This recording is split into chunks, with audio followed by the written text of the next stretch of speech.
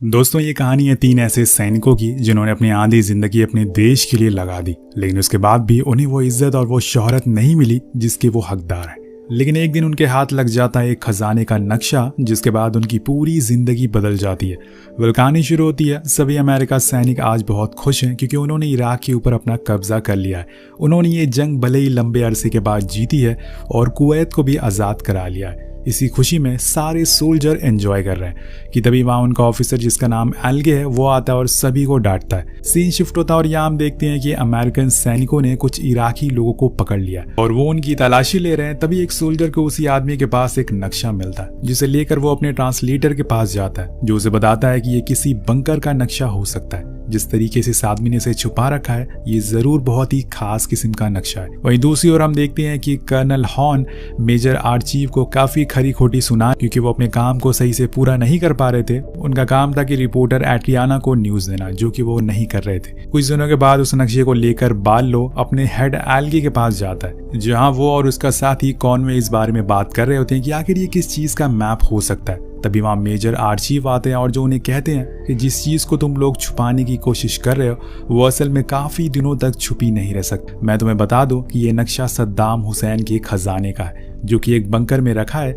जहां पर अरबों डॉलर का गोल्ड और डायमंड हो सकता है, जो कुवैत से चुराया गया था। वो कहते हैं कि आज तक हमें सेना ने ज्यादा कुछ नहीं दिया, मैं तो कुछ ही दिनों में रिटायर होने वाला हूँ, लेकिन तुम लोग अभी काफी दिनों तक यहाँ रहने वाले हो। मेरी बात मानो तो हम चारों को इस बात को अपने अंदर ही रखना चाहिए और कल सुबह जाकर इस बंकर को ढूंढना चाहिए, क्योंकि अब हमें कोई भी इराकी सैनिक रोक नहीं सकता। हमारा इस देश पर कंट्रोल है। खजाने के मिलने के बाद हम चारों बराबर हिस्से में उसे बांट लेंगे। अब सभी लोग मान जाते हैं और फिर अगले दिन निकल जाते हैं खजाने की खोज में। लेकिन क्या उन्हें वो मिल जाएगा? और अगर मिल गया तो आखिर वहाँ कितना गोल्ड हो सकता है? ये चारों एक कबाला नाम के गांव में पहुंचते हैं, जहां पर ये बड़ी सी हवेली थी जिसके दीवारों पर सद्दाम हुसैन की फोटोज लगी हुई थी।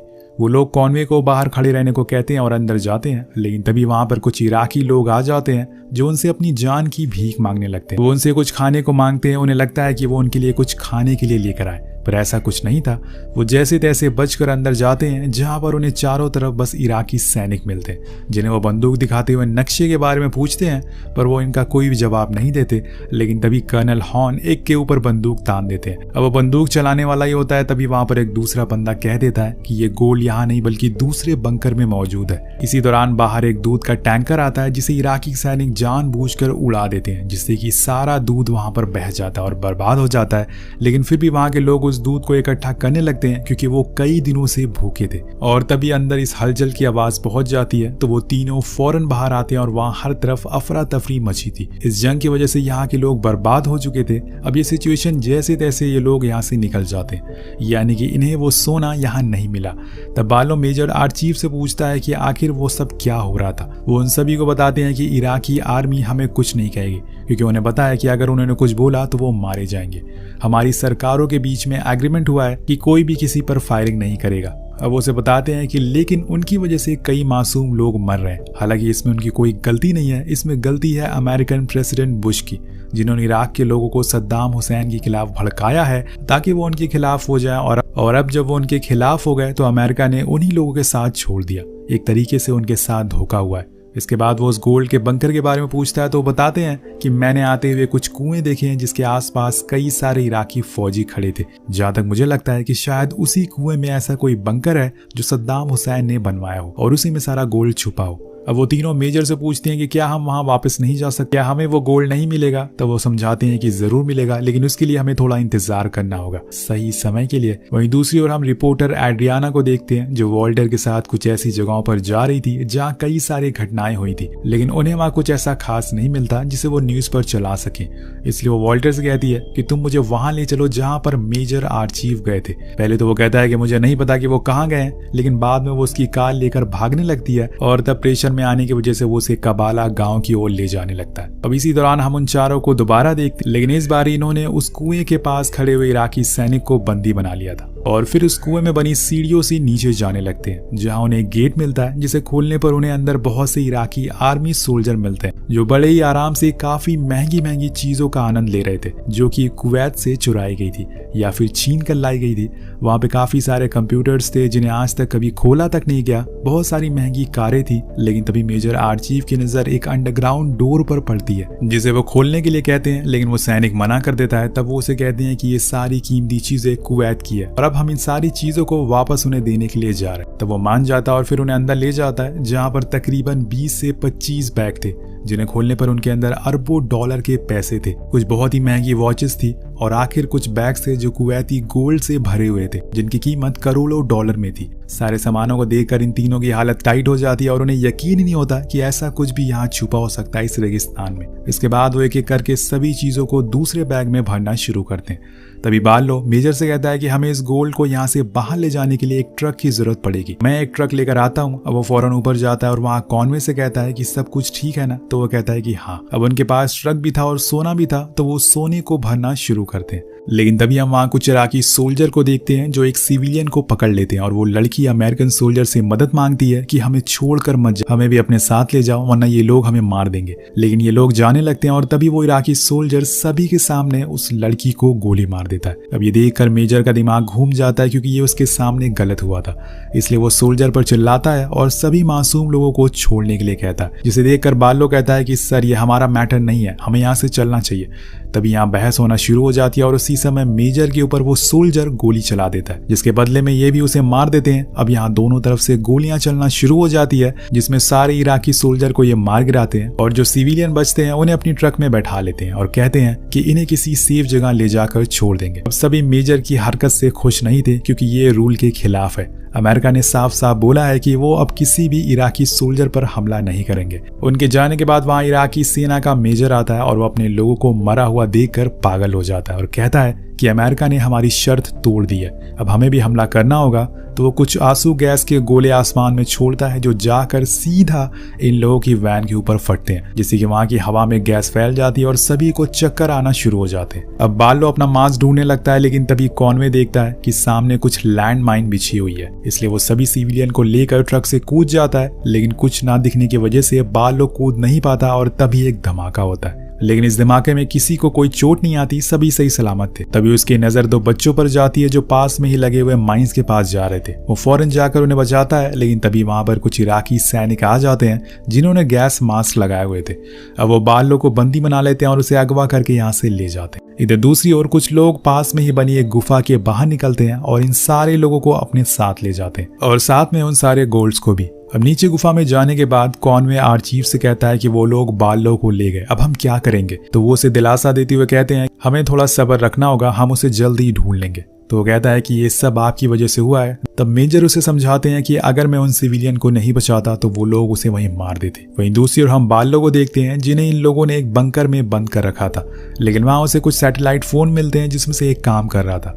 अब वो फौरन अपने कैंप में कॉल लगाता है, लेकिन कॉल कोई उठाता नहीं, तो वो अपनी वाइफ को कॉल लगाता है और उसे कहता है कि कर्नल हॉर्न को बता दो कि मैं कबाला गाँव में फंसा हुआ हूँ, वो आकर जल्दी से मुझे बचा ले। और इतना बोलते ही फोन कट जाता है। उधर दूसरी तरफ कैंप में सबको पता चल गया था कि मेजर और उसके साथ कुछ लोग कबाला गांव में गए हैं, लेकिन उन्हें ये पता नहीं था कि अभी वो किस हालत में है। लेकिन तभी एक सैनिक आकर उन्हें सारी कहानी बताता है कि उन्हें एक मैप मिला था जिसे लेकर वो लोग गए हैं। तो सार्जेंट कहते हैं कि जरूर ये उनका कोई पर्सनल मिशन होगा, तुम अपनी टीम के साथ उन्हें ढूंढने के लिए जाओ। उधर मेजर और रेबल ग्रुप के हेड के बीच में दोस्ती हो जाती है और वो दोनों आपस में डील करते हैं कि हम अपने गोल्ड को आधा आधा बांट लेंगे और फिर तुम्हारा दोस्त बार्लो को भी ढूंढने में मदद करेंगे। अब वो उन्हें कुछ हथियार भी देता है और बताता है कि जरूर उसे इराक आर्मी ने ओसिस बंकर में छुपा कर रखा होगा, हमें वहीं चलना चाहिए। इधर बार्लो की हालत ठीक नहीं थी, इराकी सैनिक उसे लगातार दर्द दे रहे थे क्योंकि उसे अमेरिकन से सख्त नफरत थी। अमेरिका की वजह से उसका पूरा परिवार मारा गया था, इसलिए उसे और तकलीफ देता है। वहाँ मेजर और रेबल अपने लोगों को लेकर बाहर आ जाते हैं और उस बंकर की ओर बढ़ने लगते हैं, लेकिन बीच में उनका सामना कुछ रेबल ग्रुप से होता है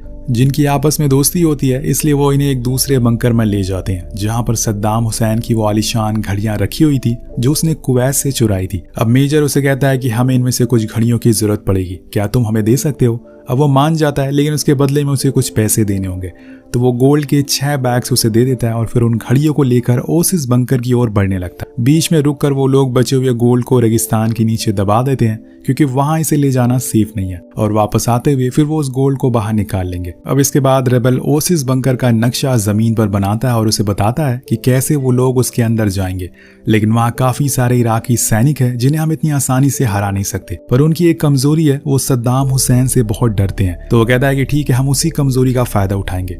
जिसके बाद हम देखते हैं कि ओसिस बंकर के बाहर एक आदमी आकर उस गार्ड को बताता है कि सद्दाम हुसैन यहाँ पर आने वाले, क्योंकि वो यहाँ के गार्ड से ज्यादा खुश नहीं है और आज वो सभी की क्लास लेने वाले। अब वो गार्ड्स अपनी नजर घुमाते हैं तो वहां दूर से एक गाड़ियों का काफिला आ रहा था, सेम वैसे ही जैसे सद्दाम हुसैन आते हैं। उसे देखते ही सब चिल्लाने लगते हैं कि सद्दाम हुसैन वापस आ रहे हैं, भागो यहाँ से। अब वो फौरन अपना सब कुछ छोड़कर वहां से भागने लगते हैं। कुछ ही देर बाद वो काफिला आकर वहां रुकता है, लेकिन उसमें मेजर आर्चीव और सारे रेबल के लोग मौजूद थे जो सीधा बंकर के अंदर घुस जाते हैं और बचे हुए गार्ड्स को मारने लगते हैं। यहाँ पर मेजर को कुछ लोग भी मिलते हैं जिन्हें आर्मी ने बंदी बनाया हुआ था। वो उन सभी को आजाद कर देते हैं और वहीं बंकर के बाहर कॉनवे और उसके साथियों पर लगातार गोलियां चल रही थी। इधर मेजर उस कमरे तक पहुंच जाते हैं जहां बालो को रखा गया था। अब वहां उन्हें इराक आर्मी का कैप्टन भी मिलता है जिसके पैरों पर वो गोली मारते और फिर अपने साथी को लेकर बाहर आ जाते हैं। वो उसे जान से नहीं मारते। बाहर आने पर बालो काफी खुश था। वो सबसे पहले कॉनवे के बारे में पूछता, तो मेजर कहते हैं कि तुम ऐसे खुले में मत घूमो, अभी भी कई लोग आसपास छुपे हुए हैं। उसी समय कॉनवे जो कि छुपा हुआ था वो बाहर आता और बालो की ओर बढ़ने लगता है, लेकिन तभी एक इराकी सैनिक उस पर गोली चला देता है। हालांकि वो लोग उसे मार देते हैं, लेकिन यहाँ पर कॉनवे की हालत गंभीर हो चुकी थी। सभी उसके पास भागते हुए जाते हैं, लेकिन अब उसकी बचने की कोई उम्मीद नहीं बची थी। वो उसकी ऐसी हालत देखकर बालो चीफ को आवाज लगाता है, लेकिन तभी एक छुपा हुआ सिपाही उस पर भी गोली मार देता है। अब मेजर उसे भी मार गिराते हैं, लेकिन यहाँ पर दोनों अमेरिकन सैनिक जमीन पर गिर चुके थे। अब बालो तो बच जाता है, लेकिन कॉनवे की वही मौत हो जाती है, जिससे वो लोग बहुत ही ज्यादा उदास हो जाते हैं और रोने लगते हैं। जिसके बाद मेजर वॉल्टर से कांटेक्ट करता है जो कि रिपोर्टर एड्रियाना के साथ। उसे कहता है कि तुम जाकर मेरे ड्राइवर से मिलो और उसे कहना कि 4 ट्रक लेकर मेरे बताए हुए लोकेशन पर आ जाए, और उसके बदले में मैं उसे $1,00,000 दूंगा। अब वो मान जाता है। इसके बाद हम देखते हैं कि वो लोग उसी जगह पर जाते हैं जहां पर इन्होंने वो गोल्ड दफनाया था। वहां जाकर वो सभी रेबल लोगों को एक एक गोल्ड दे देते हैं और कहते हैं कि ये गोल्ड आपका है। फिर मेजर रेबल से कहता है कि हमारा अगला कदम होगा आप लोगों को इराक का बॉर्डर क्रॉस करके ईरान भेजना। तभी वहां 4 ट्रक आ जाती है जिसके साथ रिपोर्टर एड्रियाना भी थी। अब सभी लोग ईरान के बॉर्डर पर पहुंचते हैं। उस आर्मी सोल्जर को वहां के सैनिक कुछ नहीं कहते और इन सारे लोगों को उस पार जाने की परमिशन दे देते हैं, लेकिन तभी वहां पर कर्नल हॉर्न अपने चॉपर से पहुंच जाते हैं और सभी को रोक देते हैं और साथ में मेजर और उसके साथियों को अरेस्ट करने का ऑर्डर देते हैं। जो भी इराकी सिविलियन थे उन्हें डिटेन कर लिया जाता है, क्योंकि इन सभी लोगों ने यहाँ के रूल तोड़े थे जो कि इनकी सरकारों ने बनाए थे। अब एड्रियाना कहती है कि आप इन लोगों को उस पार जाने क्यों नहीं दे रहे, इससे उनकी जान बच सकती है। लेकिन सार्जेंट किसी की बात मानने को राजी नहीं था। तभी उसी समय मेजर बालो की तरफ देखकर इशारा करता है और फिर कर्नल से कहता है कि हमारे पास सद्दाम हुसैन का वो गोल्ड है जो उसने कुवैत से चुराया है। अगर आप लोग इन्हें जाने दो तो हम वो सब कुछ आपको सौंप देंगे। थोड़ी देर बाद वो मान जाते हैं और इराकी सोल्जर से बात करके उन सिविलियन को छोड़ देते हैं। सभी मासूम लोग वहां से जाते हुए उन तीनों आर्मी सोल्जर की तरफ देखते हैं और हाथ हिलाते हैं और उन्हें नम आंखों से अलविदा कहते हैं। अब एड्रियाना भी बहुत खुश थी ये देखकर, क्योंकि उससे भी एक न्यूज मिल गई थी। लेकिन सार्जेंट कहते हैं कि आप तीनों को आर्मी से कोर्ट मार्शल किया जाएगा इस हरकत की वजह से, लेकिन असल जिंदगी में ऐसा कुछ नहीं हुआ। उन्हें अच्छे से एक इज्जत के साथ डिस्चार्ज कर दिया गया और उसकी वजह थी मीडिया की पावर, जिसके आगे आर्मी भी हार गई क्योंकि उन्होंने कुछ गलत नहीं किया था। कहानी के आखिर में पता चलता है कि मेजर एक हॉलीवुड स्टंट एक्सपर्ट बन गए, वहीं दूसरी ओर बालो अब अपनी एक कारपेट शॉप चलाते हैं। कहानी के आखिर में पता चलता है कि इराक ने सारे गोल्ड कुवैत को लौटा दिए, लेकिन उनका कहना था कि अभी भी कुछ गोल्ड मिसिंग है, यानी कि मेजर ने कुछ थोड़े से हिस्से को कहीं और दफनाया होगा, जिसका मतलब है ये कहानी अभी बाकी है। वेल, आपको ये कहानी कैसी लगी नीचे कमेंट करके जरूर बताएगा। मिलते हैं आपसे अगली वीडियो में। Thank you so much watching. Peace out.